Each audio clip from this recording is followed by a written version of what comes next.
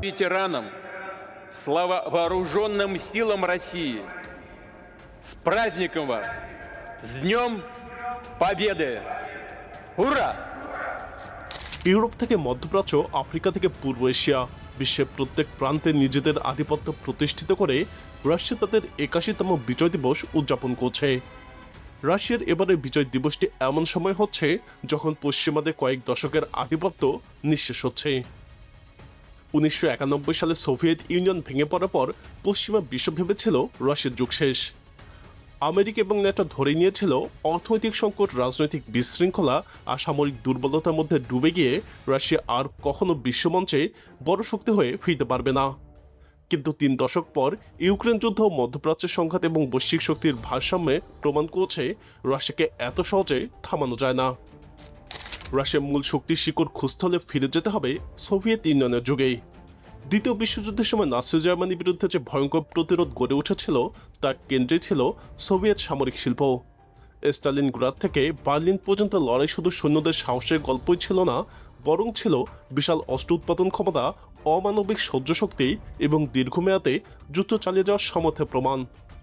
Soviet union বুঝেছিল বিশ্ব রাজনীতিতে টিকে থাকতে হলে শুধু সেনাবাহিনী নয়, নিজেদের অস্ত্র কারখানা, জ্বালানি সম্পদ এবং প্রযুক্তিগত স্বনির্ভরতা থাকতে হবে।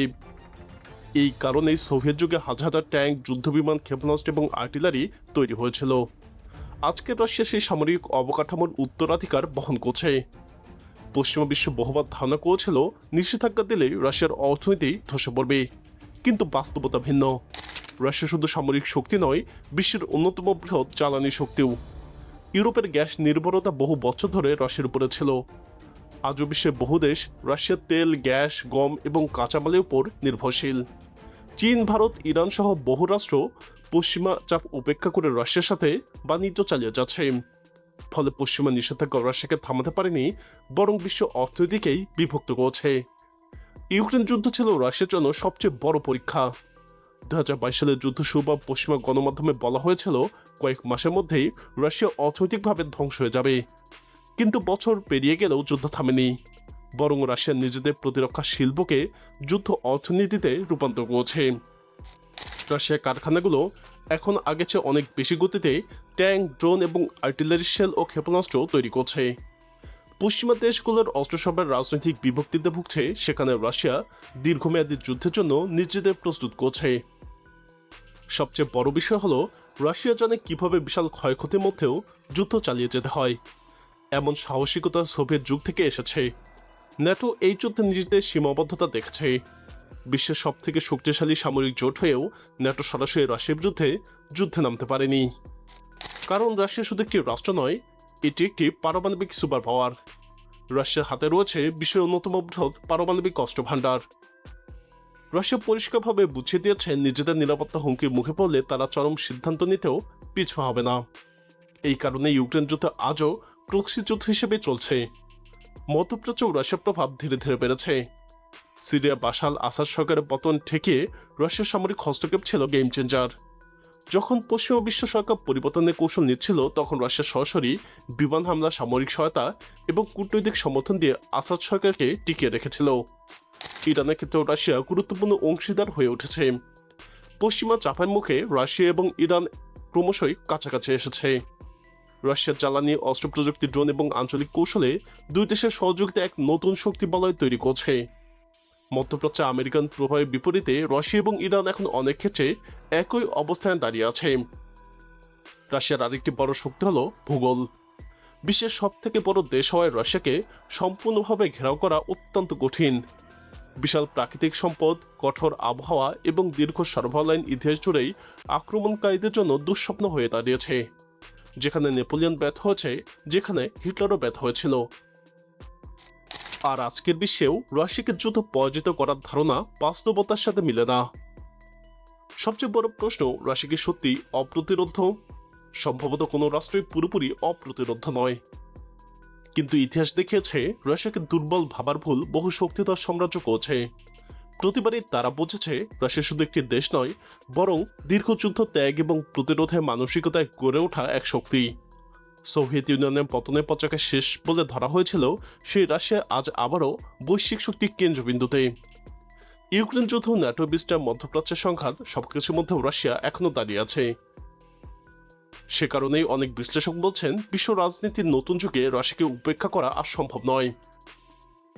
এদিকে বিশ্ব রাজনীতিতে মুসলিম দেশগুলোর সবথেকে বড় অভিযোগের একটি হলো পশ্চিমা শক্তিগুলো প্রায় নিজেদের সাথে মধ্যপ্রাচ্যকে ব্যবহার করছে।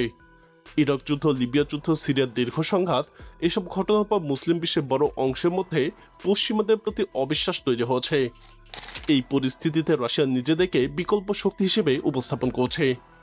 রাশিয়া বারবার বলছে তারা রাষ্ট্রের সার্বভৌমত্বে বিশ্বাস করে এবং বাইরের শক্তির মাধ্যমে সরকার পরিবর্তনের নীতি বিরোধী।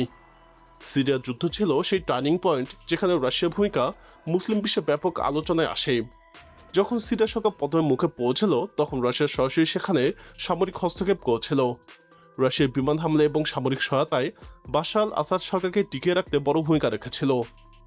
রাশিয়ার দৃষ্টিতে এটি শুধু একটি সরকারকে রক্ষা করা ছিল না, বরং পুরো অঞ্চলকে চরমপন্থী গোষ্ঠীগুলোর হাতে চলে যাওয়া থেকে থামানো ছিল। রাশিয়া দাবি করেছিল সিরিয়া তাদের অভিযান আন্তর্জাতিক সন্ত্রাসবাদের বিরুদ্ধে লড়াই অংশ। ইরানের সাথে রাশিয়ার সম্পর্ক গত কয়েক বছরে অনেক গভীর হয়েছে। পশ্চিমা নিষেধাজ্ঞা এবং কূটনৈতিক চাপের মুখে রাশিয়া এবং ইরান একে অপরের কাছাকাছি এসেছে। জ্বালানি খাত, সামরিক প্রযুক্তি, আঞ্চলিক কৌশল সবক্ষেত্রেই দুই দেশের সহযোগিতা বেড়েছে। বিশেষ করে মধ্যপ্রাচ্যে আমেরিকান প্রভাবের বিপরীতে ইরান এবং রাশিয়া এখন অনেক সময় একই কৌশলগত অবস্থায় দাঁড়ায়। ফিলিস্তিন ইস্যুতেও রাশিয়া নিজেদেরকে পশ্চিমাদের তুলনায় ভিন্নভাবে উপস্থাপন করছে। রাশিয়া দীর্ঘদিন ধরে স্বাধীন ফিলিস্তিন রাষ্ট্র প্রতিষ্ঠার পক্ষে অবস্থান নিয়েছে। জাতিসংঘ সহ বিভিন্ন আন্তর্জাতিক ফোরামে রাশিয়া বারবার বলেছে মধ্যপ্রাচ্যে স্থায়ী শান্তির জন্য ফিলিস্তিনিদের অধিকার নিশ্চিত করতে হবে। এই অবস্থান মুসলিম বিশ্বের বহু মানুষের কাছে ইতিবাচকভাবে দেখা হয়। রাশিয়ার সাথে মুসলিম বিশ্বের সম্পর্ক শুধু রাজনীতিতেই সীমাবদ্ধ নয়। রাশিয়ার ভিতরে প্রায় 2 কোটির বেশি মুসলিম জনগোষ্ঠী রয়েছে। তাতারিস্তান, চেচনিয়া, দাগেস্তান সহ বহু অঞ্চলে ইসলাম শত শত বছর ধরে রাশিয়ার অংশ। রাশিয়া এখন মুসলিম দেশগুলোর সাথে সাংস্কৃতিক এবং অর্থনৈতিক সম্পর্ক বাড়ানোর চেষ্টা করছে। রাশিয়া নিয়মিতভাবেই ইসলামিক বিশ্বে বিভিন্ন সম্মেলনে অংশ নিচ্ছে এবং নিজেদেরকে মুসলিম বিশ্বের অংশীদার হিসেবে তুলে ধরছে। চেচেন নেতা রমজান কাদিরভকেও রাশিয়া মুসলিম বিশ্বের সাথে সম্পর্কের প্রতীক হিসেবে ব্যবহার করছে। তিনি প্রায়ই ফিলিস্তিন, ইসলামিক ঐক্য এবং মুসলিম বিশ্বের বিভিন্ন ইস্যুতে প্রকাশ্যে কথা বলেন। রাশিয়ার পক্ষ থেকে এটি একটি বার্তা, মস্কো শুধু সামরিক শক্তি নয়, মুসলিম বিশ্বের সাথেও রাজনৈতিক এবং সাংস্কৃতিক সম্পর্ক গভীর করতে চায়। তবে সমালোচনাও রয়েছে। অনেকেই মনে করেন রাশিয়া পররাষ্ট্র নীতি মূলত নিজেদের কৌশলগত স্বার্থের উপর ভিত্তি করে। আবার সমর্থকদের দাবি অন্তত রাশিয়া পশ্চিমা শক্তিগুলোর মতো সরাসরি মুসলিম দেশগুলোতে শাসন পরিবর্তনের রাজনীতি চাপিয়ে দেয় না। এই বিতর্ক চলতেই থাকবে, কিন্তু বাস্তবতা হলো আজ সৌদি আরব থেকে ইরান, তুরস্ক থেকে মধ্য এশিয়া পর্যন্ত বহু মুসলিম দেশ রাশিয়ার সাথে ঘনিষ্ঠ সম্পর্ক বজায় রাখছে। বিশ্ব রাজনীতির নতুন বাস্তবতায় মুসলিম বিশ্ব আর একক শক্তির উপর নির্ভর করতে চায় না। এই কারণে রাশিয়া এখন অনেক দেশের কাছে কৌশলগত অংশীদার, অস্ত্র সরবরাহকারী এবং পশ্চিমা প্রভাবের বিকল্প শক্তি হিসেবে উঠে এসেছে। আর সেই কারণে আন্তর্জাতিক রাজনীতিতে একটি নতুন ধারণা জোরালো হচ্ছে, মুসলিম বিশ্বের সাথে রাশিয়ার সম্পর্ক এখন শুধু কূটনৈতিক নয়, বরং বৈশ্বিক শক্তির ভারসাম্যেরও অংশ। প্রিয় দর্শক, আগামীর বিশ্বে রাশিয়ার ভূমিকা কেমন হবে বলে আপনি মনে করেন? আপনার মতামত কমেন্টে জানান। রাশিয়ার সামরিক শক্তি নিয়ে আরও জানতে আমাদের চ্যানেলটি ভিডিও ট্যাব থেকে ঘুরে আসুন। এই ভিডিওটি ভালো লাগলে লাইক বাটনে ক্লিক করুন। ভিডিওটি আপনার বন্ধুদের সাথে শেয়ার করে তাদেরকেও ভিডিওটি দেখার সুযোগ করে দিন।